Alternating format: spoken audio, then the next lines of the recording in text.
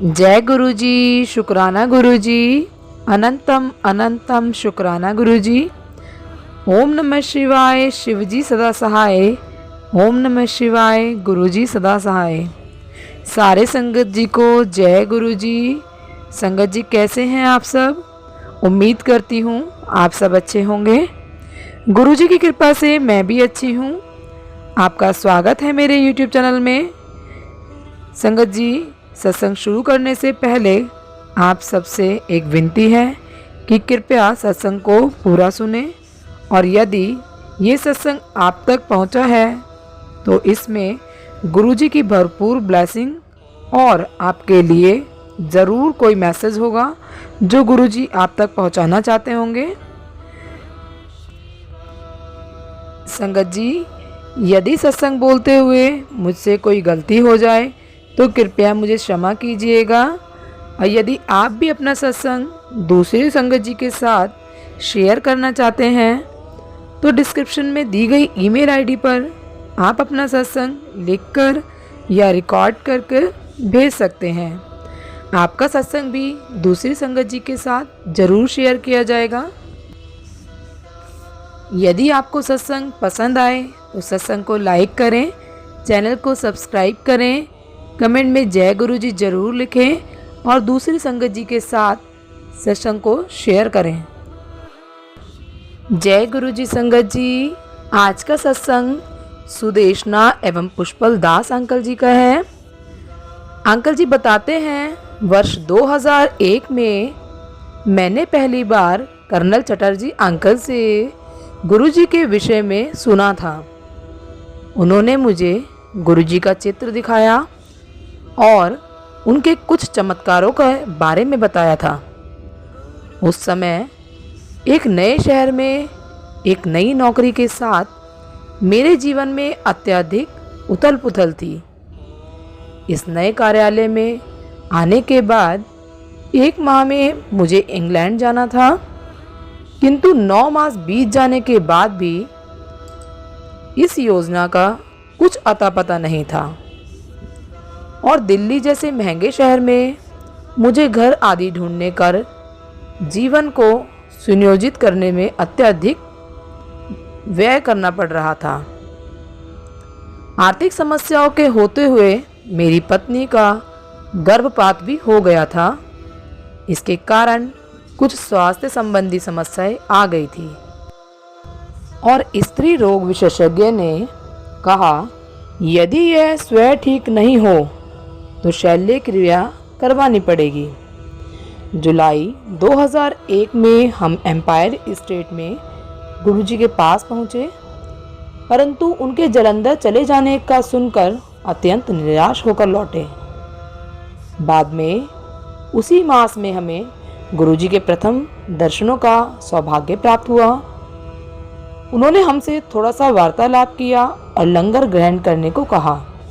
उन दिनों गुरुजी के चयन अनुसार ही कुछ भक्तों को लंगर दिया जाता था। घर लौटने पर हमें अभूतपूर्व कृपा का आभास हुआ, और एक लंबे अंतराल के बाद हम शांति से सो पाए। उस दिन से हमारे जीवन में परिवर्तन आने लगे। सर्वप्रथम मेरी पत्नी के स्वास्थ्य में सुधार होने लगा। कुछ मास में ही मुझे पहली बार विदेश भी जाने का मौका मिला। अपने कार्य में भव्य सफलता मिलने के थोड़े समय के बाद ही मुझे लंबी अवधि के लिए पुनः विदेश में नियुक्ति मिल गई। यह अभी भी चल रही है। कुछ वर्षों में हमें पुत्र रत्न की प्राप्ति भी हुई। कैसे गुरुजी ने मेरी पत्नी का इतने लंबे से चल रहा उच्च रक्तचाप की समस्या को हल किया, यह मेरा अगला सत्संग है। मेरी पत्नी दीर्घकाल से उच्च रक्तचाप की रोगी थी। गर्भकाल, प्रसव और अन्य संभव दुष्परिणामों से बचने के लिए उसे औषधियाँ लेना आवश्यक था, क्योंकि जीवन भर ऐसी औषधियों का सेवन अनुचित लगता था। बीच बीच में वह इनको रोक देती थी, किंतु रक्तचाप पुनः बढ़ने के कारण उसे फिर औषधि लेनी आरंभ करनी पड़ती थी। वर्ष 2003 के आरंभ में एम्पायर स्टेट में एक संगत में जब हम दोनों गुरुजी से प्रसाद ग्रहण करने पहुँचे तो उन्होंने हमारा एक रंग के हरे परिधान देखकर व्यंग कसा। मुझे अत्यंत आश्चर्य हुआ और प्रसन्नता भी हुई कि मैं उसे शब्दों में व्यक्त नहीं कर सकता। इस वार्ता का प्रभाव अगले दिन प्रातः मेरी पत्नी के रक्तचाप में दृष्टिगोचर हुआ। उसके जीवन में पहली बार बिना औषधि के निम्न रक्तचाप का परिणाम मात्र 80 था। उस दिन से उसको जीवन में कभी रक्तचाप की समस्या नहीं हुई। केवल गर्भकाल के अंतिम दिनों में कुछ समय तक यह रहा, किंतु ना तो इसे भ्रूण वृद्धि में कोई रुकावट हुई और ना ही निर्धारित समय से पूर्व प्रसव करना पड़ा। इस अंतराल में उसने इन औषधियों का सेवन किया और उसके उपरांत बंद कर दी। ये मेरा अगला सत्संग है कि गुरुजी ने कैसे विदेश में मेरी नियुक्ति कराई। सितंबर 2000 में दिल्ली स्थित सीमेस में नवीन कार्य पद संभालने का प्रमुख आकर्षण विदेश में नियुक्ति प्राप्त होने का था, किंतु ऐसा नहीं हुआ। फिर भी गुरुजी की दया से मुझे बीच बीच में अल्पकाल के लिए इंग्लैंड जाने के कुछ अवसर प्राप्त हुए। वर्ष 2002 में 9 सितंबर 2001 को अमेरिका में न्यूयॉर्क पर हुए हमलों के फलस्वरूप विश्व भर में सूचना प्रौद्योगिकी क्षेत्र में प्रसार के कार्यक्रम रुक गए थे। इससे लंबी अवधि के लिए विदेश जाने की आशाएं भी चूर चूर हो गई। यद्यपि मैं संगत में और घर पर गुरुजी से प्रार्थना करते रहता और अंततः अप्रैल 2003 में इंग्लैंड जाने का मुझे अवसर प्राप्त हुआ। वहाँ का कार्यकाल केवल 6 माह का था, किंतु यह ऐसे समय पर आया था जब अन्य संस्थान अपने कर्मचारियों की छटनी कर रहे थे। ऐसे प्रतिकूल वातावरण में इस प्रकार का कार्य प्राप्त कर मैं आनंदित था।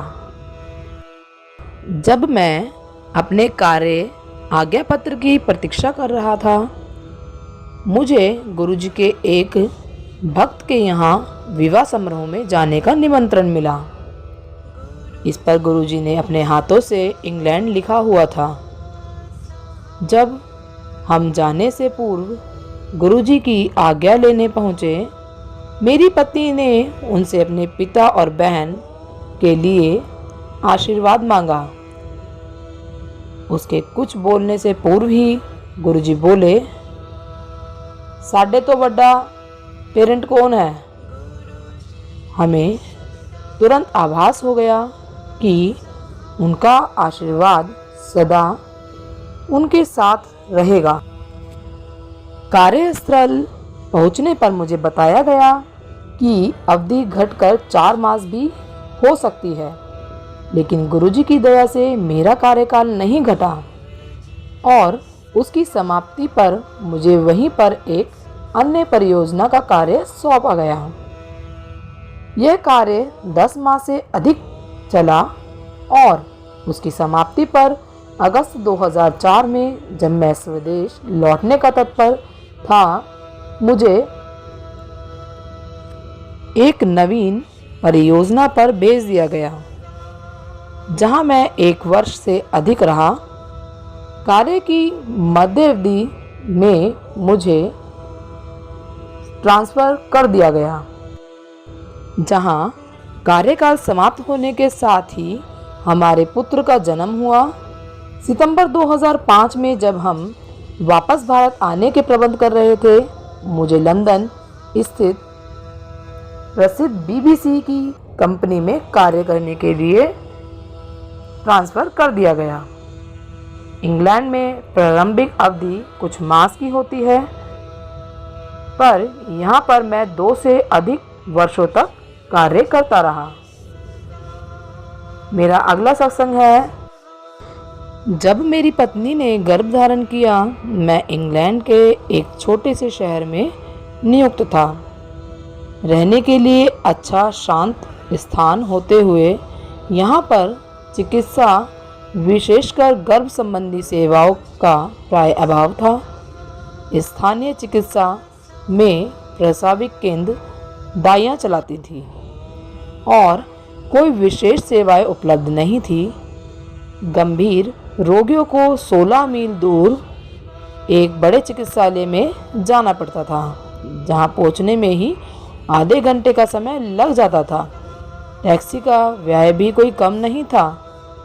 मेरी पत्नी के उच्च रक्तचाप के कारण यह निश्चित था कि अंततः उसे बड़े चिकित्सालय में लेके जाना पड़ेगा। यद्यपि इंग्लैंड की नेशनल हेल्थ सर्विस की सेवाएं उच्च स्तर की हैं, किसी आकस्मिक परिस्थिति में या गर्भावस्था या फिर प्रसव काल की अवधि में इतनी यात्रा करने के विचार में हम चिंतित थे। चिकित्सालय के नियमों के अनुसार पत्नी के प्रसव की अवधि में पति रात भर चिकित्सालय में नहीं रह सकते और उस अंतराल में मेरी चिकित्सालय के पास रहने की हार्दिक अभिलाषा थी, जो यहाँ रहते हुए संभव नहीं लग रही थी। यदि उसे वहाँ पर छोड़कर मुझे घर वापस आना पड़े तो सदा की भांति हमने इन प्रश्नों को समाधान के लिए गुरुजी पर छोड़ दिया। एक रात को मेरी पत्नी को गुरुजी ने स्वप्न में दर्शन दिए और सब ठीक हो जाएगा कहा। कुछ ही दिनों में सूचना आई कि टेलफोर्ड स्थित इकाई को बंद कर दिया गया। समस्त कर्मचारियों को ट्रांसफ़र कर दिया गया एक बड़े शहर में, जहां उच्च स्तर की प्राय सभी सुविधाएं उपलब्ध हैं। अतः हमारे पुत्र का जन्म प्रसव सेवाओं के लिए इंग्लैंड के एक सर्वोत्तम संस्थान कीन मेडिकल चिकित्सालय में हुआ। चिकित्सा सुविधा के दृष्टिकोण से नॉटिंघम आना शुभ समाचार होते हुए कार्य अधिक था और हम नॉटिंघम घर ढूंढने नहीं जा सकते थे। अतः जिस संस्था के लिए हम कार्यरत थे उसी को घर खोजने का कार्य सौंपा गया। मैंने अपने प्रबंधक से अपनी पत्नी की स्वास्थ्य संबंधी समस्या और उसकी गर्भावस्था का उल्लेख किया था। उसके साथ उसे किसी दूरस्थ स्थान पर अकेले रहने की संभावना थी, किंतु इन सब को अपवाद नहीं माना गया। अगले कुछ दिनों में कुछ घर देखे गए और मुझे उनसे संबंधित इंटरनेट के पते भेजे गए, किंतु वह सब स्थान अनुचित होने के कारण मैंने उन्हें ठुकरा दिया। यह सब आरंभ होने से पूर्व मैंने इंटरनेट पर कीन मेडिकल चिकित्सालय, जहां मेरी पत्नी को गर्भावस्था में भेजे जाने की संभावना थी, के निकट एक अच्छा सा घर तलाश किया। मुझे उस क्षेत्र की थोड़ी भी जानकारी नहीं थी, तदपि उसके चित्र और अन्य सूचनाएं अच्छी लगी। उनके आधार पर वहां जाकर रहना जुआ खेलने के समान था। कोई अन्य विकल्प न होते हुए एकमात्र यही उचित उपाय लगा। अतः मैंने इस संस्थान को बताए बिना और कोई आर्थिक मूल्यांकन कराए बिना उस घर को लेने का निश्चय कर लिया। यह मेरे परियोजना प्रबंधक के निर्णय की अवज्ञा करने के समान था, किंतु गुरुजी का आश्रय लेकर हम अपने अंतर्ज्ञान पर निर्भर रहे। इंग्लैंड में रहते हुए यह घर सबसे अच्छा रहा। उसमें सब संसाधन सुचारू और अत्यंत अच्छी अवस्था में थे। क्वीन मेडिकल चिकित्सालय से यह केवल 10 मिनट पैदल और कार से 3 मिनट की दूरी पर था। 10 कर्मचारियों के हमारे दल में अन्य सब सदस्यों को उन सब घरों में जो उनके लिए देखे गए थे गंभीर समस्याएं आने लगी। भ्रूण हृदय गति यह मेरा अगला सत्संग है। गर्भावस्था में नियमानुसार परीक्षण करवाने के एक अवसर पर क्वीन मेडिकल चिकित्सालय के गर्भ आंकलन केंद्र में भ्रूण की हृदय गति नापने के यंत्र पर मेरी पत्नी को लिटाया गया। सामान्यतः यह गति 140 से 170 रहती थी, किंतु उस दिन वह 200 निकली और फिर अचानक भ्रूण ने कुछ हरकत की और वह 220 हो गई और उसी स्तर पर रही। उस समय तक उपस्थित परिचारिका 200 की गति देखकर कह रही थी कि उच्च होते हुए असामान्य नहीं है। इतनी अधिक गति देखकर वह तुरंत अपनी वरिष्ठ चिकित्सक के पास भागी, इस भय से कि भ्रूण पर कोई दबाव पड़ रहा होगा। मैंने गुरुजी द्वारा दिया हुआ उनका चित्र अपनी पत्नी के पेट पर रख दिया और मन ही मन महामृत्युंजय मंत्र का पाठ किया। कुछ ही देर में हृदय गति नीचे चली गई और फिर उसी स्तर पर रही। परिचारिका को अपने वरिष्ठ चिकित्सक के साथ आने तक स्थिति सामान्य हो चुकी थी। मेरा अगला सत्संग है प्रसव और अन्य गंभीर समस्याओं में गुरुजी ने हमारी कैसे मदद की। वर्ष 2005 में गुरुजी की कृपा से हमें पुत्र प्राप्ति हुई। मेरी पत्नी को प्रसव काल अत्यंत लंबा और अथक वेदन से पूर्ण रहा था। औषधियाँ लेते हुए भी एक अवसर पर उसके रक्तचाप का निम्न स्तर 132 तक चला जाता और अर्ध चेतनावस्था में वह चली जाती। चिकित्सक उस पर आकस्मिक शल्य क्रिया करने का विचार कर रहे थे। फिर गुरुजी से प्रार्थना करने पर उसकी स्थिति और प्रसव सामान्य हुए और कोई अन्य बाधा नहीं आई। स्वास्थ्य शिशु के जन्म का आनंद अल्पकालीन रहा क्योंकि उसके रक्त परीक्षण में कुछ अनियमितता पाई गई और उसे मूत्र नहीं हो पा रहा था। चिकित्सक उसके रोग के स्वभाव से अपरिचित थे, अतः वह उसका निदान नहीं निकाल पा रहे थे। परीक्षण करते हुए उन्होंने 2 दिन के लिए शिशु के स्पाइन कॉर्ड से तरल पदार्थ निकालने का प्रयास किया, परंतु असफल रहे। अतः उन्होंने उसे एंटीबायोटिक औषधियाँ देनी आरंभ कर दी, जिससे उसे इस रोग से छुटकारा मिल सके। चिकित्सक उसे आवश्यकता से अधिक खाद्य पदार्थ देने के बाद भी उसके प्रथम 4 दिनों में मूत्र ना कर पाने से अधिक चिंतित थे और उन्हें उसके शरीर में संभव जल की कमी का अधिक संशय था। कुछ चिकित्सकों ने उसके गुर्दे का निरीक्षण का सुझाव भी दिया। अन्य उसे अधिक से अधिक मात्रा में तरल पदार्थ देकर निर्जलन करने की संभव शंका को समाप्त करने के पश्चात ही उसके गुर्दे के परीक्षण करने का विचार किया।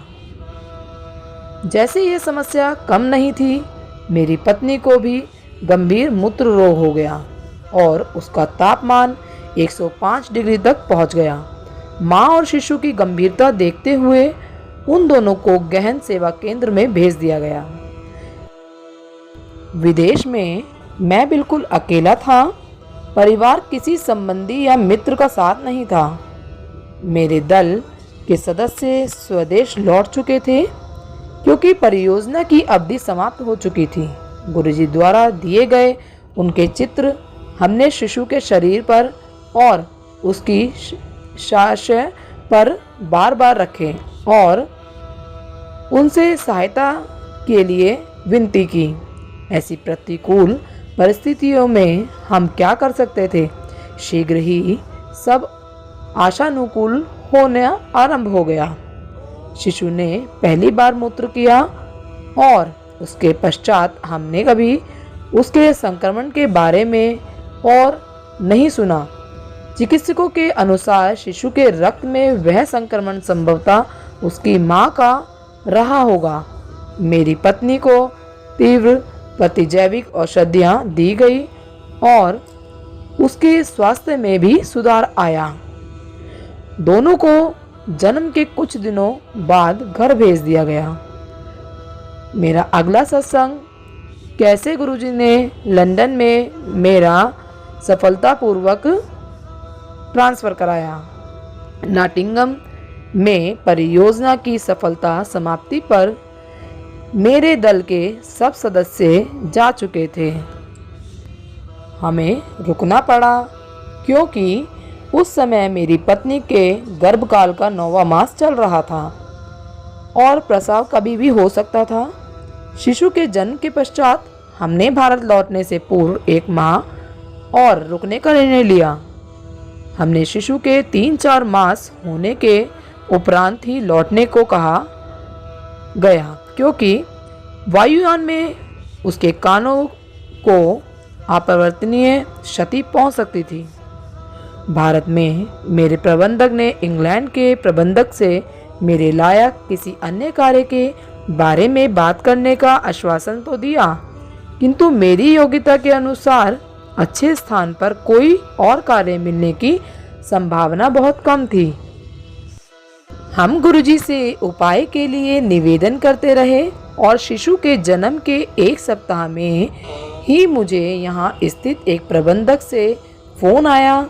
उसने पूछा कि क्या मैं बीबीसी में कार्य करने को तत्पर होने के साथ 2 सप्ताह में लंदन पहुँच सकता हूँ।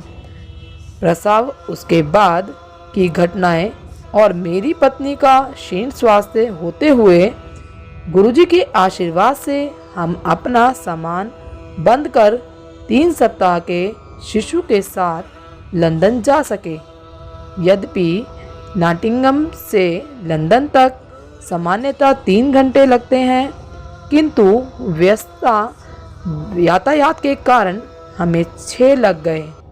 मार्ग में मेरी पत्नी को वेदना तो अवश्य हुई, पर लंदन पहुंचकर वह शीघ्र स्वस्थ हो गई और अब हम यहीं पर हैं। जय गुरुजी, शुक्राना गुरुजी, अनंतम अनंतम शुक्राना गुरुजी। संगत जी, सत्संग पसंद आया हो तो सत्संग को लाइक करें, चैनल को सब्सक्राइब करें, दूसरे संगत जी के साथ सत्संग को शेयर करें और यदि सत्संग बोलने में मुझसे कुछ गलती हो गई हो तो कृपया मुझे क्षमा करें। जय गुरुजी, शुक्राना गुरुजी। सारे संगत जी को जय गुरुजी।